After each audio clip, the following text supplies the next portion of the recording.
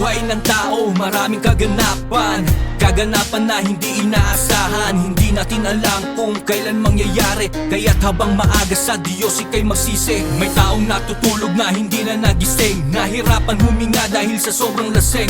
May taong biktima ng aksidente sa motor, kapalarang masaklap sa kanya pumabor. May nanay na inutusan lamang ang kanyang anak, ngunit ang nangyari ay nasagasaan ng truck. Isang lalaki ang humabol at ang driver sinapak. Hindi pa nakontento, binaril ang ulo'y wasak.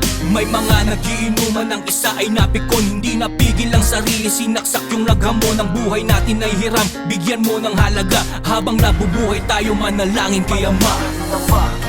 Ang buhay ay nag-iisa, habang maaga ay magbago ka.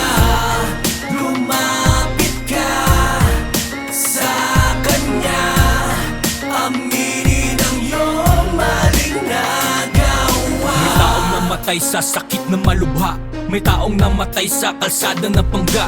May taong namatay kasi nalunod sa baha. May namatay din sa lindol kasi ang bahay nagiba. May taong namatay na nabagsakan ng poste. May taong namatay na din dahil na kuryente. May taong namatay dahil sa pangahalay. May taong namatay dahil nasunog ang bahay. May taong namatay sa ligaw na bala. May taong namatay ang nadamay sa gera. May taong namatay dahil gahaman sa pera. May taong namatay sa paggamit ng droga. Ito ay pangyayaring pwede natin hantungan. Dito sa mundo lahat tayo ay may katapusan. Kaya't habang nabubuhay ang mali ay pagsisihan, dahil di natin alam kung buhay pa tayo kinabukasan. Ang buhay ay nag-iisa, habang maaari